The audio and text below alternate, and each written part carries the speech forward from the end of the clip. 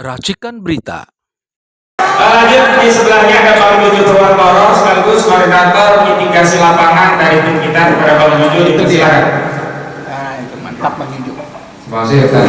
Lanjutkan. Ahmad Presidium, saya hormati. Dan rekan-rekan semua senior dan ibu-ibu di belakang, kantornya juga. Media. Jika saya sekedar mengingatkan kembali bahwa dalam proses litigasi ini, ya, insya Allah 2 minggu depan kita 3 minggu depan kita sudah mulai masuk di prosedur atau proses persidangan gitu, di Pengadilan Negeri Jakarta Pusat gitu. Nah, saya ingin sedikit setback ke kenapa proyek ini bisa terlaksana sedemikian mudahnya atau sedemikian lancarnya, ya, tadi sudah dijelaskan kakak-kakaknya. Ini sebetulnya juga kalau kita setback tentang ketentuan peraturan tentang kenapa proyek ini bisa jalan, itu sebetulnya kita tinjau pada peraturan presiden Perpres nomor 52 tahun 2022. Artinya sekitar 2 tahun lebih yang lalu itu sudah diatur tentang penanganan dampak sosial ke masyarakat atas tanah yang diidentifikasi ya sebagai tanah musnah dalam rangka pembangunan berkelanjutan.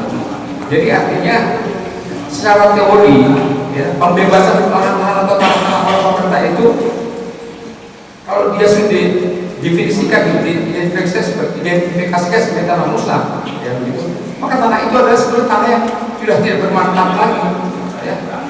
Contohnya misalnya tanah-tanah yang katakanlah sudah berubah dari bentuk asalnya, ya. Misalnya karena peristiwa alam atau tidak bisa diidentifikasi lagi, sudah rusak ya gitu ya, dan tidak dapat difungsikan lagi seperti itu. Jadi artinya kalau kita mengacu peraturan presiden 3 tahun lalu itu seperti itulah. Nah ini kan coba diterapkan di dalam peraturan presiden atau peraturan mereka mengacu pada Permenko Kesejahteraan Rakyat, ya. Permenko nomor 6 tadi oleh Pak Marwah pada 2024. Mereka mengaku ini pun kalau mengacu pada Permenko itu sudah ada pertentangan hukum atau katakanlah ada hal-hal yang secara definitif dilanggar gitu. Kenapa? Karena Permenko itu ditujukan kepada untuk apa?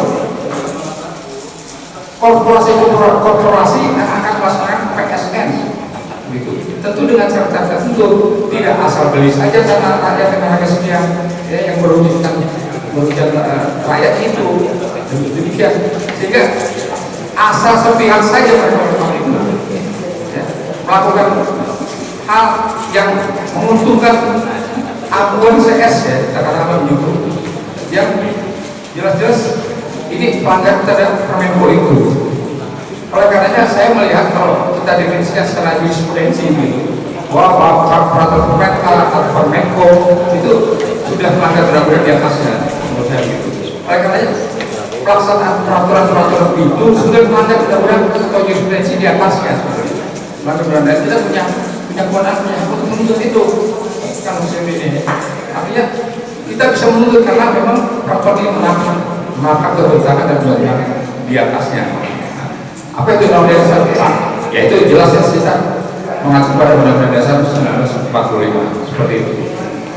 Kemudian juga sudah diingatkan kepada Mas tadi bahwa buat masyarakat yang terdampak gitu, terutama kepada masyarakat di Banten, ya, kami masih membuka semacam apalah posko pengaduan gitu, ya, untuk silakan menginformasikan apapun untuk rekanan intimidasi dari aparat kepada masyarakat, pemaksaan, ya, walaupun sekarang ini mereka sebagian besar sudah ada yang dibeli kan, dengan harga yang sangat murah, ya, itu sudah dibeli di pasar gitu, malah kadang-kadang bukan kadang-kadang, malah sebagian tanah mereka sawah, kemudian empang itu ditutup sehingga tidak bisa dimanfaatkan lanjut sebagai mata pencarian. Jadi kami membuka, silakan kepada masyarakat yang merasa dirugikan terhadap lahannya atau tanahnya, tim advokasi Satgas Banten ini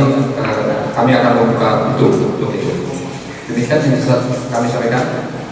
Terima kasih. Assalamualaikum warahmatullahi wabarakatuh. Waalaikumsalam warahmatullahi wabarakatuh. Bisa.